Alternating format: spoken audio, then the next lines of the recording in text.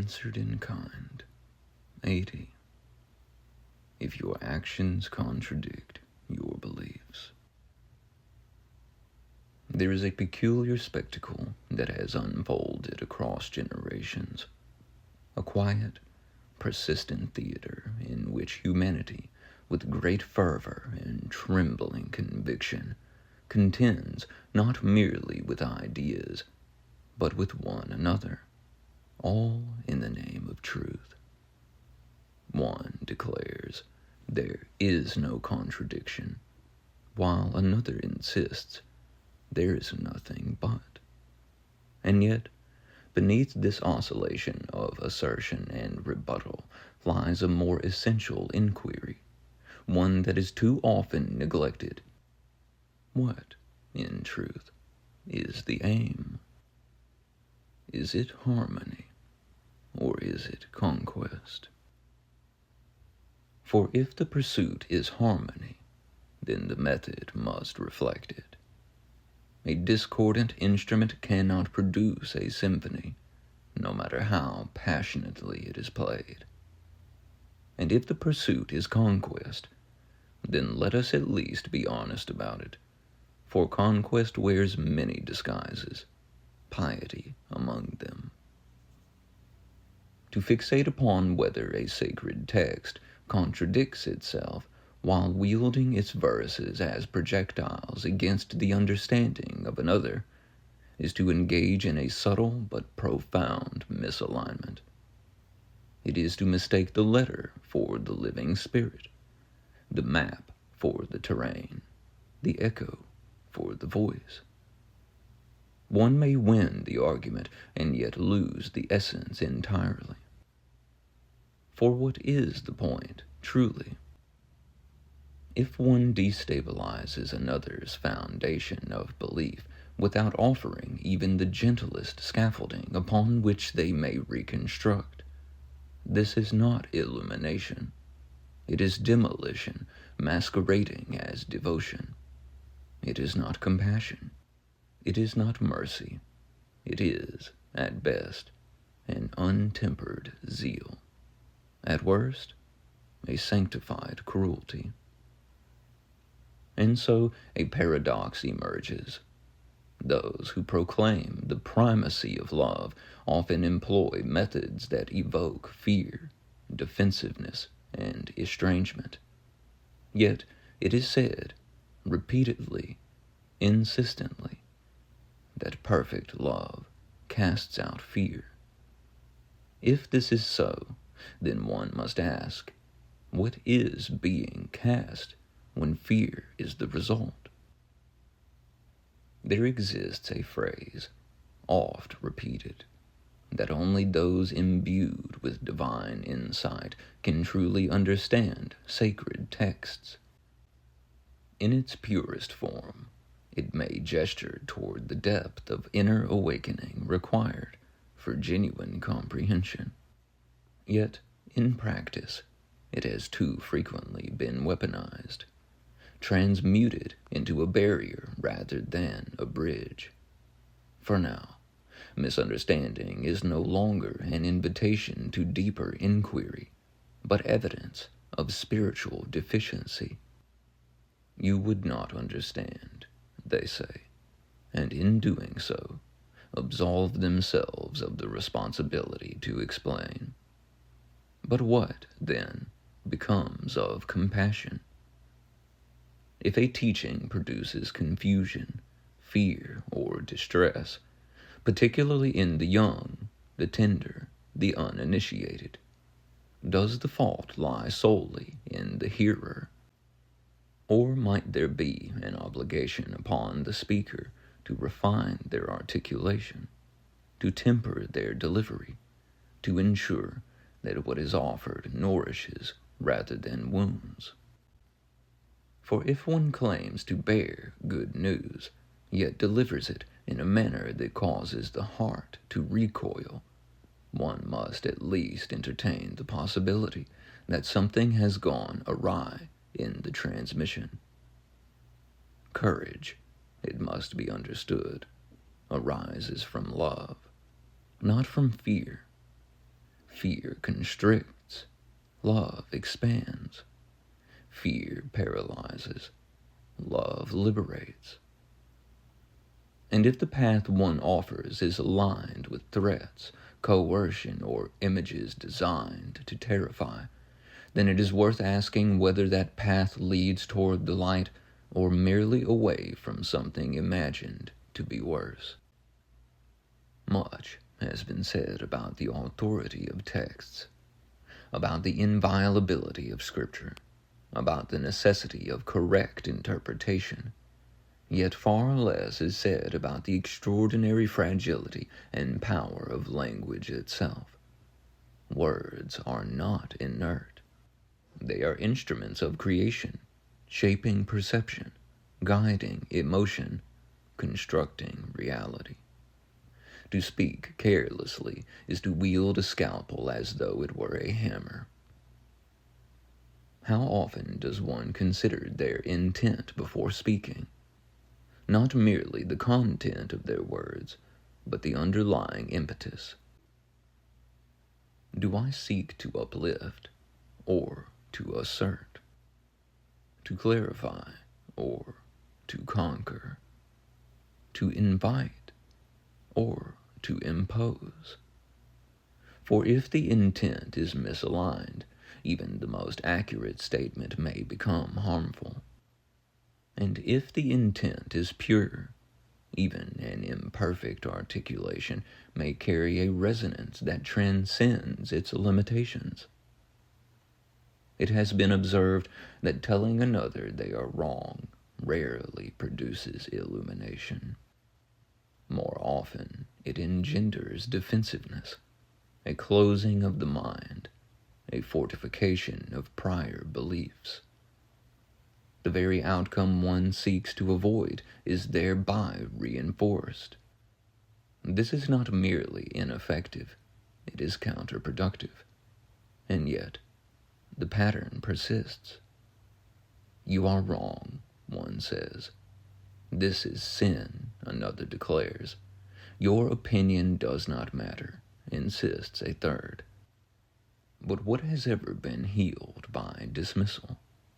What heart has ever been opened by invalidation? To possess an opportunity to speak into another's life is no small thing. It is, in fact, a sacred privilege, and privileges carry responsibilities.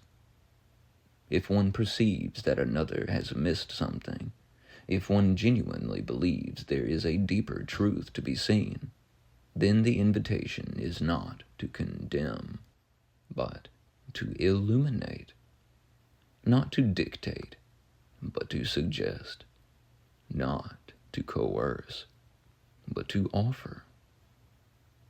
Look here, one might say. Consider this, and then, crucially, to release the outcome. For belief cannot be forced. It cannot be threatened into existence. It must arise organically, authentically, from within. There is, too, the matter of tradition, of accumulated interpretations layered upon interpretations, translations upon translations. Each step introduces the possibility of deviation, of subtle distortion.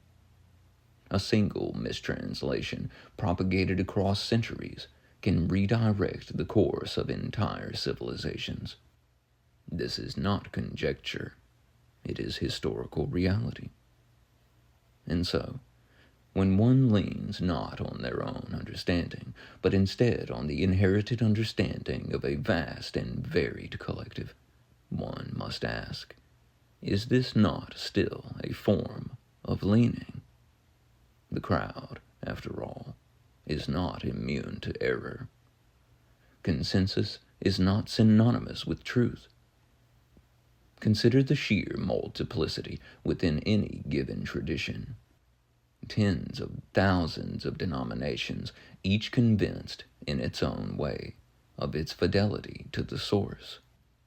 Does this not suggest a vast interpretive elasticity? a profound openness, perhaps even an invitation to deeper inquiry? And what of the emotional tenor of the teachings themselves? There is a stark and poignant contrast between a child raised in the assurance of unconditional love and one raised in the shadow of divine disapproval. The former expands, the latter contracts. The former trusts, the latter fears. Which, then, more closely resembles the essence of love? Fear, when left unexamined, does not remain inert. It festers. It transmutes, often into anger, into judgment, into what is mistakenly perceived as righteous indignation. One becomes convinced of their moral superiority, even as they perpetuate the very harm they believe themselves to oppose. This is the great irony. In attempting to eradicate darkness, one may inadvertently become its instrument. If the divine is indeed infinite, limitless, all-encompassing, the very ground of being, then it is difficult to reconcile this with the notion that it must resort to fear-based inducements to secure allegiance. Is the infinite so fragile? The all-powerful so dependent upon terror? Or is it more likely that something has been misunderstood? The ancient term, often rendered as fear, carries connotations far more nuanced. Reverence, awe, a trembling recognition of the sublime. Not dread, but wonder. Not terror, but profound respect. To reduce this to mere fear is to flatten its depth, to obscure its beauty.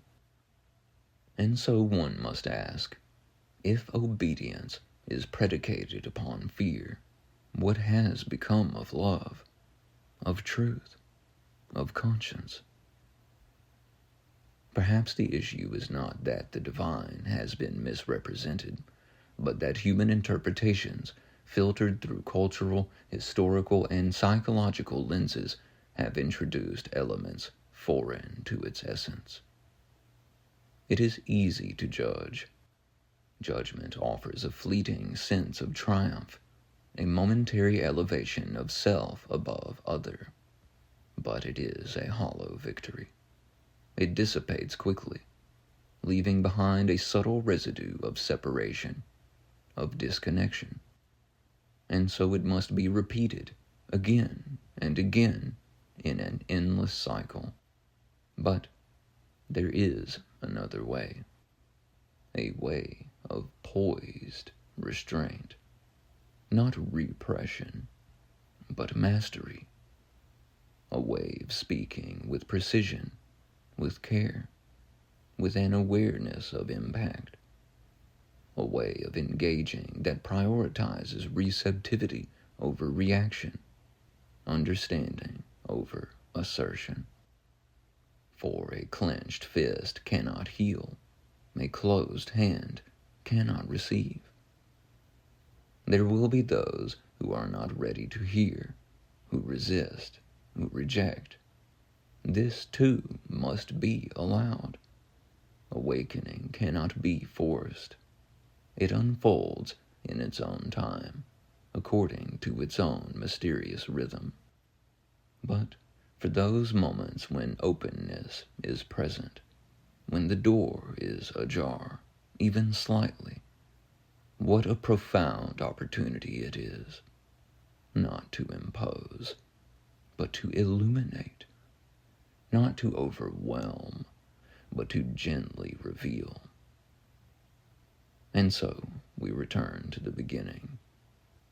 If your beliefs lead you to diminish another, to instill fear, to disregard feeling, to prioritize correctness over compassion, then one must ask, with sincerity and without condemnation, do your actions contradict your beliefs?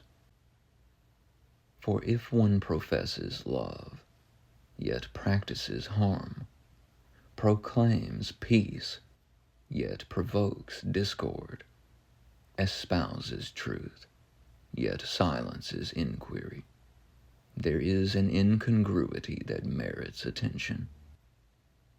This is not an accusation.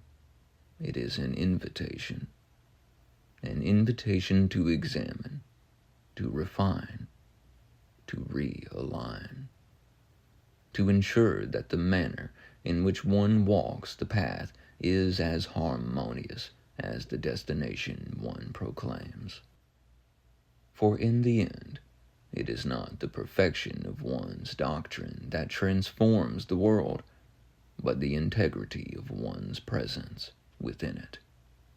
And harmony, true harmony, is not commanded unto another. It is demonstrated.